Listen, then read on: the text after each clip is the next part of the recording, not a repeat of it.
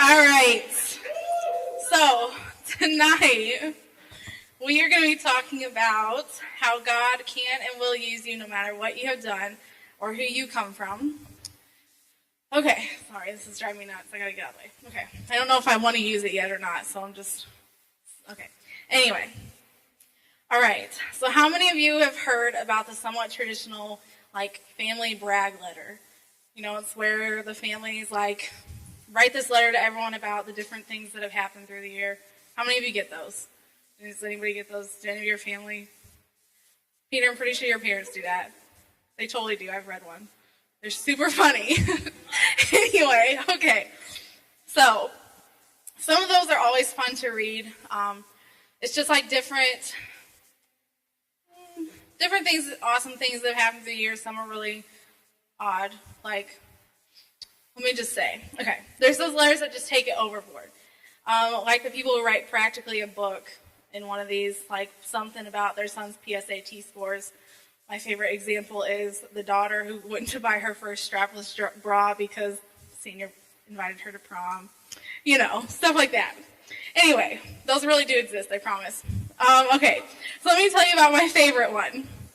Okay, this is a letter from a grandmother. We're just going to name her Franny because I don't know what her name was. Okay, so she sent this letter out to her children and their family, and she told the story about her dad leaving to buy cigarettes when she was 4 and never coming back. She never saw him again after this, and when her older brother was dying about 50 years later, he wrote her a letter saying that he had found their father years ago, but their mom made him promise not to tell her. In that letter, he told her about his dad, how their dad had turned his life around and become a Christian. And he tried to reconnect with his kids, but the mother refused to let him have any contact with them. So he also talked about how their father had remarried and he had 2 other daughters. So in 1980, when Franny was 55 years old, she found out she had 2 little sisters. And she had no idea where they were or where to start looking. And so 2 years ago, she found them and she met with her little sisters for the first time in her mid-80s. And it said that they clicked instantly, and now they're inseparable. So that's a pretty cool story. Anyway, about this time, every year, your mailbox starts to get filled with, Christmas cards and maybe these family brag letters like the Beers family sends out. I don't know if they do that anymore. I know I read a couple. Do they still do it? They're pretty awesome. I'm not going to lie. Okay. So most of us in our culture, we keep a relatively small family structure. We have, our parents, our grandparents, and our cousins. But that's about it. We don't really know much else about our family history. So I'm going to take a little survey on this. So everyone stand up real quick. Oh, no. Everyone's so hard to stand up. I see some people sitting back there. You guys better stand up. You have legs and they aren't broke. I know it. Okay. So, now, stay standing if you know your great-grandfather's name, not like Papa or Grandpa or something. Full name. Stay standing if you know their full name. Your great-grandfather. Not your grandfather, your great-grandfather. Okay. Now, stay standing if you know what he did for a living. Okay, awesome. All right. Now, what about your great-great-grandfather? Who knows their full name? I don't know.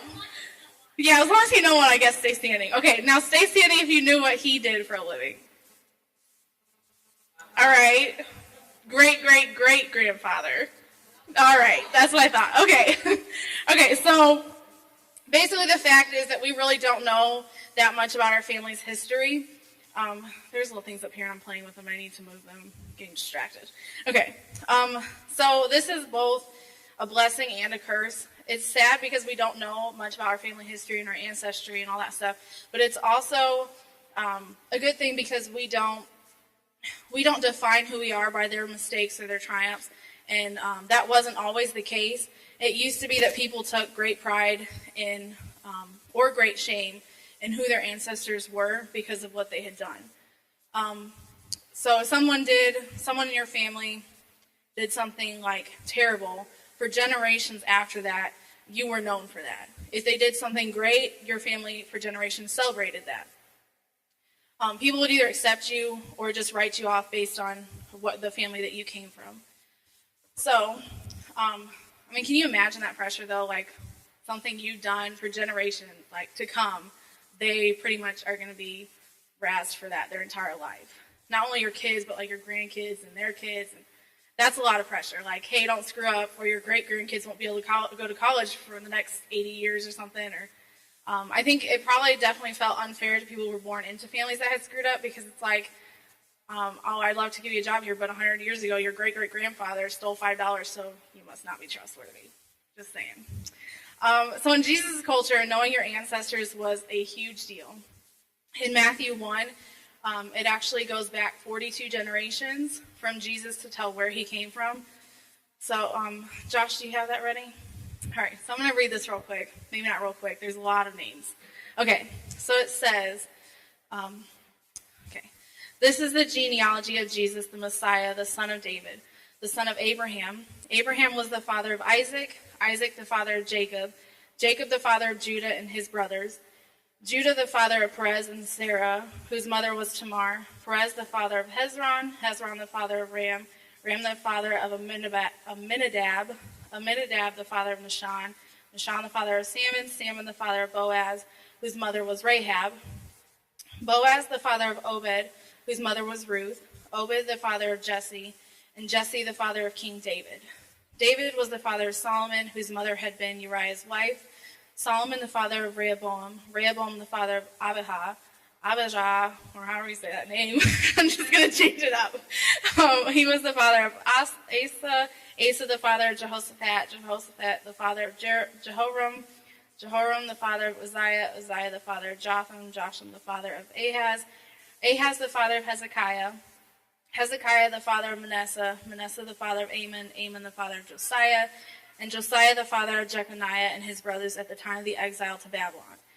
After the exile to Babylon, Jeconiah was the father of Shealtiel, Shealtiel the father of Zerubbabel, Zerubbabel the father of Abihud, Abihud the father of Eliakim, Eliakim the father of Azar, Azar the father of Zadok, Zadok the father of Akim, Akim the father of Elihud, Eliud the father of Eleazar, Eleazar the father of Matan, Matan the father of Jacob, and Jacob the father of Joseph, the husband of Mary, and Mary was the mother of Jesus, who is called the Messiah.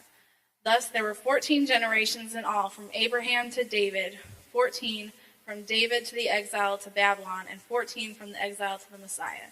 This is how the birth of Jesus, the Messiah, came about. So that's a lot. That is like a huge list. And on the surface, it looks like just a bunch of difficult names to say. As you can see, I tried and practiced some of them, and it didn't really work out because I still messed up. But here we have a list of 42 generations, and only five of those names in there are different. And they're different because they're the names of women. And in Jesus' day, women were typically an afterthought. So unless they did something scandalous, they really weren't mentioned. And so these women in Jesus' family weren't any different from that. All five of them either did something terrible or came from terrible situations, but God used all of them eventually to bring Jesus into this world. So we're going to take a quick look at the stories of these five women in here. So in verse 3, it mentions a woman named Tamar. Tamar's whole story is actually kind of like R-rated. It's kind of scandalous. But in Genesis 38, it tells her story. She married one of Judah's sons, but he died before they had any children. And then that day, it was the responsibility of the husband's family to provide a new husband for the wife if they had had no kids before he died. So, lost my place. Sorry. So basically, she was going to marry like his brother. Like, I don't know about you, but that's kind of weird. I don't know if I was married and he died. I don't know if I'd want to marry his brothers. But so she married his brother, and then he died too before they had any kids. So then she went to her father-in-law again, Judah, looking for a third husband, and he told her to go away for a few years until the baby, the littlest brother, was old enough to get married. And this is still super weird. Anyway, so a few years went by, and she was still waiting for the husband and waiting for a baby, and her father-in-law was basically denying her request. So she decided to dress up like a prostitute, seduce her father-in-law, and finally have a baby. That baby turned out to be Jesus' great, like 30 times grandfather. So that story's kind of jacked. Yeah, Bretta, I know. What? Yeah, can you imagine that? Me either. Okay, so then in verse 5, it talks about a woman named Rahab. And in Joshua 2, it tells her story. So she didn't dress up like a prostitute. She actually was a prostitute. And when she realized that God's people were going to destroy her city, Jericho, which was a very wicked city, she decided to leave her former life and follow them and God, the God that they served, which is God, our God, So when Rahab put her faith in God, her entire life changed. Despite her past, God used her in incredible ways, and she became Jesus' great-grandmother. And then in verse 5, it also talks about Ruth. And if you know Ruth's story, you might be thinking, hey, what's wrong with Ruth? But she actually was a Moabite, and God's people hated the Moabites. In fact, actually in Deuteronomy 23:3, it says that if anyone had a child with a Moabite, they would not be allowed to worship with the rest of God's people for 10 generations. So basically, let's say your great-great-great-great-great-great-great-great-grandfather was one of them. That means you were not allowed to go to church with your neighbors. The Moabites were infamous for incest and human sacrifice and all that awesome stuff. So that's the family that Ruth came from, but she then turned her life from that and trusted in God and eventually became King David's grandmother and Jesus' great-great-great-great-grandmother. And then Bathsheba's story, which is told in verse 6, or she's mentioned in verse 6, she's probably the best known woman in Jesus' family. She cheated on her husband Uriah with King David, and their affair ultimately caused the death of 4 of David's sons, and one of the worst civil wars in the history of the world. Bathsheba's story starts off pretty rough, but it ends with her being the mother of King Solomon, and then she is also Jesus' great-great-great-great-great-great-great-grandmother. I'm using a lot of greats. I'm sorry. Then there's Mary. She's the last of the 5 we're talking about. She's pretty much impossible to say anything bad about, but in Jesus' time, when he was born, everyone was talking about her. The scandal of an unwed teenage mother is like juicy gossip now or whatever, I guess. But back then, 2,000 years ago, wherever in Palestine, it was a criminal offense, actually, to be an unwed teenage mother. So Mary's situation might have been the toughest of any of the women in Jesus' history, because she was in that situation not because of something that she had done or anything that her family had done. It was because of her how righteous she was. She actually was put in that position. So in Matthew chapter 1, it's basically Jesus' introduction to the world, and it's kind of a strange introduction. It's like, hi, my name is Jesus. I come from a messed up family full of messed up people who mess things up. My great-great-great-great-grandmother pretended she was a prostitute to seduce her own father-in-law. My great-great-great-great-grandmother actually was a prostitute. My great-great-grandmother came from a long line of incest, perverts, and idol worshippers. And my great-great-great-grandparents had an affair and tried to cover it up. It cost thousands of lives, and my great-great-great-grandfather murdered one of his closest friends over it. My own mother was accused of awful things and called every name in the book. And guess what? God, my Father, still used every single one of them, and he can still use you. That's basically what that's talking about in different words. So I want to actually share with you another testimony. This testimony is of a rapper named Lecrae. How many of you have heard of Lecrae? Okay, so quite a few. Some of you haven't. You'll be impressed. He's awesome. Okay, so his name is actually Lecrae Moore, and he was born on October 9th, 1979 in Houston, Texas. I'm going to give you a little overview of him. Basically, when he was a baby, his father left him and his mother, and he chose drugs over his family. He was raised by a poor but strong single mother. And Lecrae knew who Jesus was through his mom and his grandmother, but he looked at religion as kind of like a crutch for weak people, rather than a reality of a Savior who bought him for a blood price. He looked up to rappers on TV like Tupac and gangsters like his uncle and those in the inner city he was surrounded by.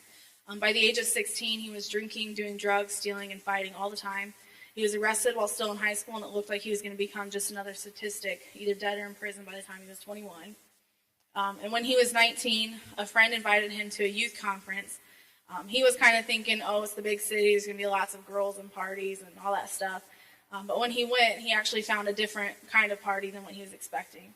For the first time in his life, he was surrounded by young people, young inner city kids like himself that were changed by Christ.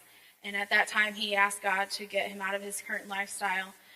And shortly after that, God answered his prayers with a car wreck that should have killed him, but instead he was left without a scratch. So Moore started living his life for Jesus. He started going to college at University of North Texas and shared his printed testimony with students all over the campus. And then after graduating, he continued writing lyrics about his struggles and victory, and this time he shared them with his inmates as a volunteer at a Dallas juvenile detention center.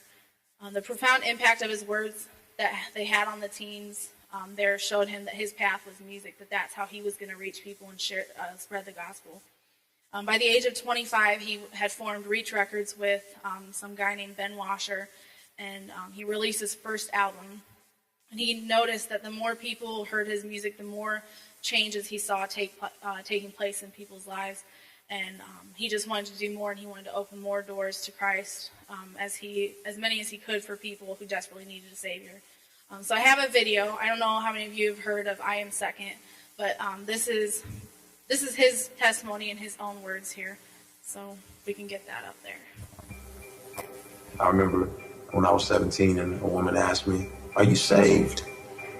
I didn't have any idea what she meant. I was like, saved? What the heck is saved? The best thing I could think through was maybe she means, am I like my grandmother? And I adamantly told her no, because I'm not like my grandmother. I do hip-hop music. It's more than music, it's actually a culture. It's the lens by which you see the world. They talking reckless, what you expecting from the Walking Dead. Man, it's okay to be bold, passionate. It's masculinity. That's what I do. I used to sneak and watch rap videos in my grandmother's house. I was too little. She wouldn't let me watch them. And I would sit there and watch them, and I just marvel. Late at night, I found people to look up to. There were no Barack Obamas. There were no Martin Luther Kings or Malcolm X's. They'd all passed away, and so I had Tupac. I've been trapped since birth. Cautious, cause I'm cursed. The fantasies of my family in a hearse. And they say it's the white man I should fear. But it's my own kind doing all the killing here. I wasn't the greatest athlete. Definitely wasn't a scholarly student. I wasn't the toughest guy. But being able to rap was my source of significance.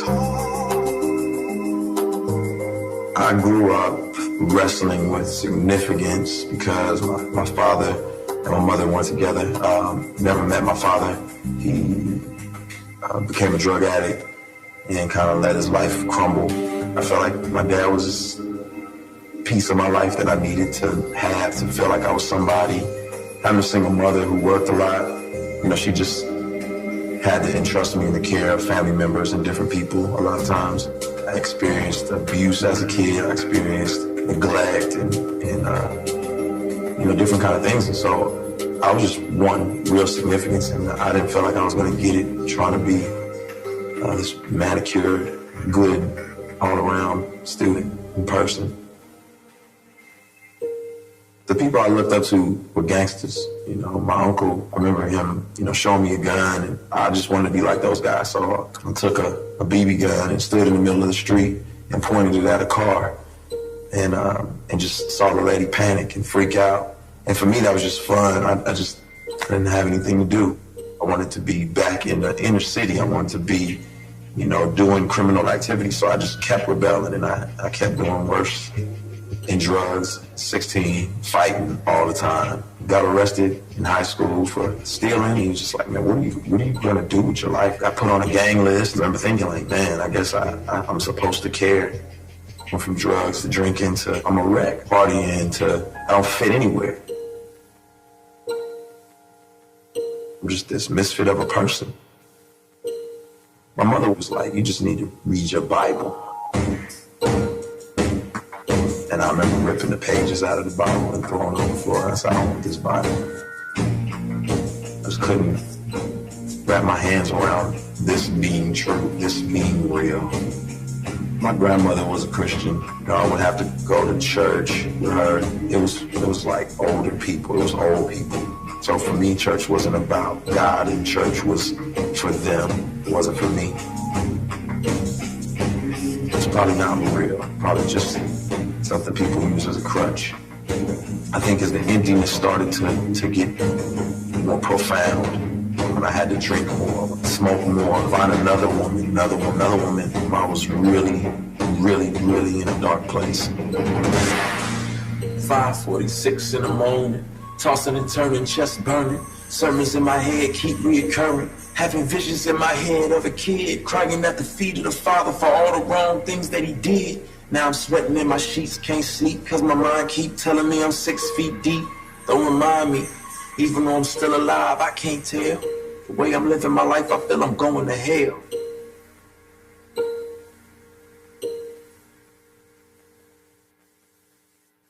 I got invited by a friend to a conference, and I'm really just more excited about being in a big city. I'm more excited about there being girls. I'm more excited about just what the city brings.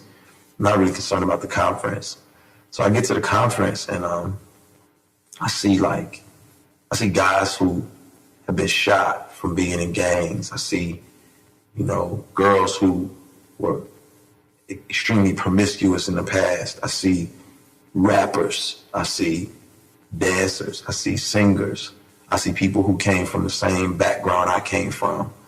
And they still embodied who they were culturally, but they were all in love with Jesus. And I'd never seen that before.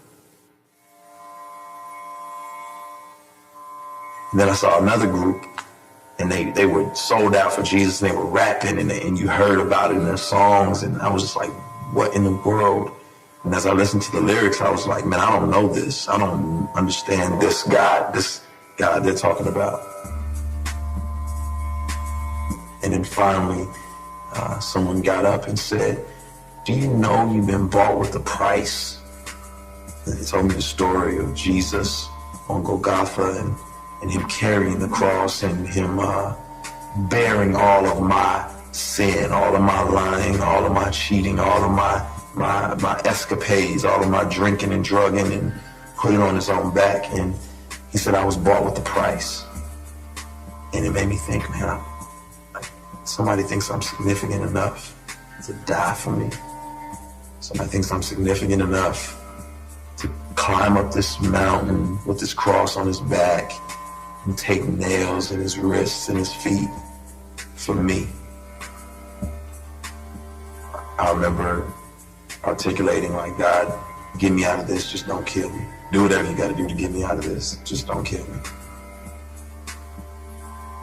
I was driving down the highway and I turned too quick and lost control of the wheel. My car flipped over again and again. The roof caved in, windshield caved in, no seatbelt, glass everywhere. My glasses that I had on were molded like kind of into the frame of the car, and I didn't have a scratch. That was it. Said, I get it. Called up my friends who I knew were living for Jesus, and I said, we gotta make this happen. I'm coming home.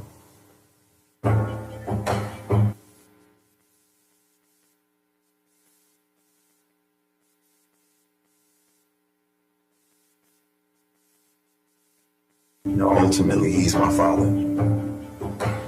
It drives me to keep pressing. I started volunteering at a juvenile detention center. Some of those songs that I had written in my darkest times when I was crying out to God, I would do for him. And you just see him sitting there weeping. And time after time, they keep requesting it. Can you do that song again? Can you do that song again? I just need that to hold on to. I need something that's going to remind me that I need Jesus. It hit me like, this is what I want to do. I want to use music to offer hope and encouragement to people. I was created by God, but I didn't want to be like him. I want to be him. The Jack Sparrow of my Caribbean. I remember the first created being and how he shifted the blame on his dame for food he shouldn't have eaten. And now look at us all out of Eden, wearing designer fig leaves by Louis Vuitton, make believing. But God sees through my foolish pride, and that I'm weak like Adam, another victim of Lucifer's lies. But then the end steps Jesus. All men were created to lead, but we needed somebody to lead us. More than a teacher, but somebody to buy us back from the darkness. You could say he redeemed us.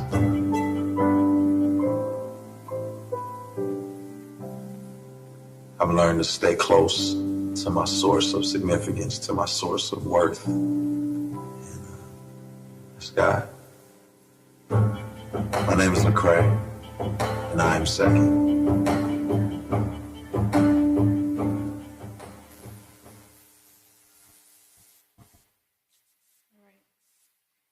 Now, after watching that, I'm sure some of you can probably relate to some of the things that he's gone through. Whether it be that you have missed a father or mother figure in your life and that you searched for it in other places, or that you've experimented with drugs and alcohol and you think that that's the way to cope with your struggles or the different things going on in your life. Or maybe it's just that you feel like you've gone down a path that you can't escape from and you think that you've gone too far and that there's no way that God can use you after all the decisions that you've made. Well, right here, you've just seen proof that that is an absolute lie. Here's a man who had everything stacked against him. His dad walked out on him and chose drugs over him. His mother was a poor single mother, and he experienced abuse and neglect, and everything surrounding him was showing him a life of destruction. His uncles, who were the only male models he had in his life, were teaching him how to be gangsters and do drugs and sell drugs, party, womanize, steal, and everything else. He made bad decision after bad decision, wrong turn after wrong turn. And if you looked at his life and where he was heading, I'm sure that nobody would have thought, oh yeah, he's going to do great things for God. But if you look at him now, he accepted Christ into his life. He's going to juvenile detention centers and speaking to young people about Christ and what he's been through and where he is now. He has his own ministry called Reach Life Ministry, and he uses his talents of music and rapping to spread the gospel all over the world. You can't tell me that if God can use him and transform his life, that he can't use you, because that is far from the truth. God uses unlikely people to do extraordinary things. He can bring you out of anything, no matter what your situation is, no matter what family you come from, and he can use you and he can use your past to glorify him and to change others' lives. So the story of Christmas is basically it's the greatest story ever told. It's the story of God coming to earth to make it possible for us to have a relationship with him. But it's also the story of God telling you that no matter where you've come from or what you've done, God can use you, and your story is not done. It's not over. If any of these people that we've talked about today that were mentioned in Matthew, if they had looked at their mess they were in and the family they came from, and they had quit, Jesus, everything, the history of Jesus would be completely different than it is now. God uses people who have messed up and who are from messed up families, and that's why he can use you and he can use me. Christmas means that no matter what you've come from or what you've done, God can still use you. So I'm going to play one of Lecrae's songs, actually. It's called Just Like You. I want you to listen to the lyrics of this song, because this song is basically his testimony in lyric form. I want you to really listen to what he's been through, where he's been, and see what God has done in his life and how he's using his past to glorify him. But I also want you to think about your life up until this point. And I want you to think about everything that you've gone through, and I want you to realize that no matter what situation you're in, or what you're going through, or what your family has done, or who your family is, I want you to realize that you just need to trust God and allow him to change your life, and he's going to use you. He's going to use your past, and he's going to use you to change other people's lives, and he's going to allow you to change the world through that. So, Josh, if you can just play that music video, please.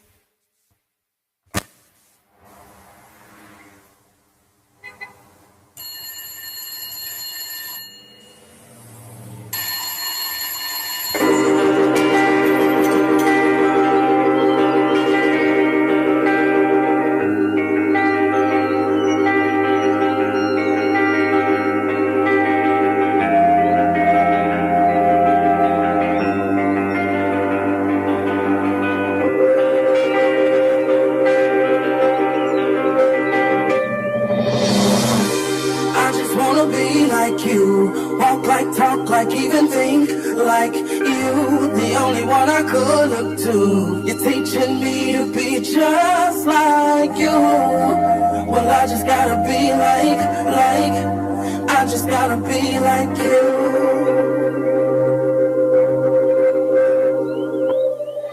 Yeah, Uncle Chris, Uncle Keith, Uncle Ricky. Before the Lord get me, I gotta say something quickly. I grew up different since my daddy wasn't with the shoe. I wasn't picky, I'll take any male figure. You stepped in at the right time. It's cause of you that I write rhymes. You probably never knew that. I love the way you used to come through. Teach me to do the things that men do. And true, you showed me stuff I probably shouldn't seen. But you had barely made it out your teens. Took me under your wings. I wanted hats, I wanted clothes just like you. Lean to the side when I roll just like you. And care people didn't like you. You wanna bang, I wanna bang too. Skyline, Pyro. You would've died, I would've died too. You went to prison, got sick, lost your pops, yeah I cried too. You never know what's right behind you. I got a little son now, and he do whatever I do. But it's something deep inside you that tell you it's gotta be more than doing what other guys do. They had nobody there to guide you, but I followed your footsteps, and this shouldn't surprise you. You realize you, yeah, I just wanna be like you. I just wanna be like you.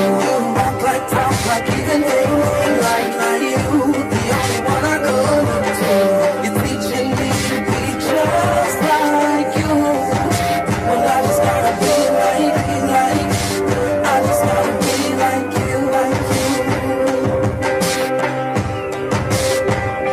Now all I see is money, cars, jewels, stars, womanizers, tough guys, guns, knives, and scars. Drug pushers, thug strippers, fast girls, fast life. Everything I wanted and everything I could ask life. If this ain't living, then they lied well. Guess I'm married and old wives' tale. Why fail? I don't know another way to go. This is the only way they ever showed. I got this emptiness inside that got me fighting for approval. Cause I missed out on my daddy saying way to go. Ain't get that verbal affirmation. I know how to treat a woman, know how to fix an engine to keep the car running. So now I'm looking at the media and I'm following what they feed me. Rap stars, track stars, whoever wants to lead me. Even though they lie, they still tell me that they love me. They say I'm good at bad things, at least they proud of me. I just wanna be like you. Walk like, talk like, even think like you. The only one I could look to. You're teaching me to be just like you.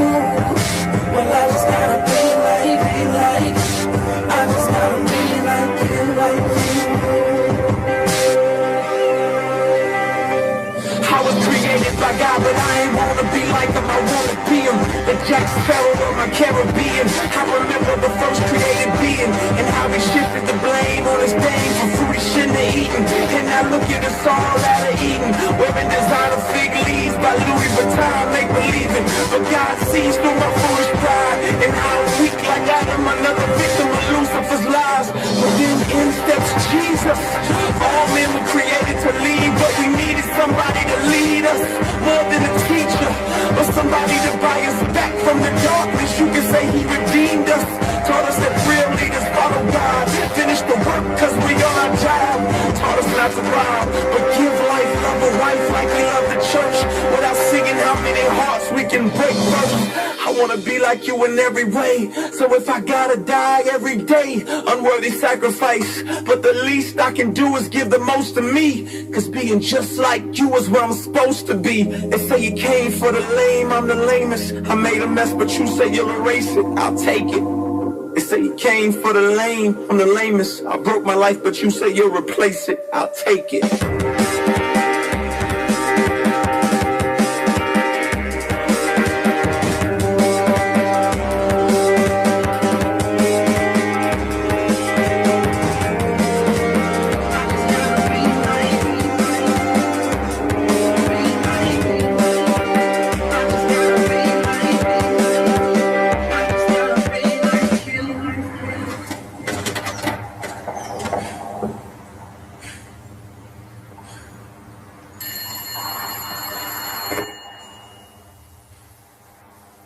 Okay, if you just want to play that one more time, like quiet, I'm going to pray real quick. All right. God, I just thank you for all these people here right now. I thank you for every single life and every single plan you have for each and every one of us, God. Because I know that you have incredible plans for us and that we're going to do incredible things in your name, God. I just pray for everyone right now. I pray that they, instead of looking at their struggles and the circumstances around them, God, that they would look to you and realize that all this, everything that they've been through, that you're going to use it, God.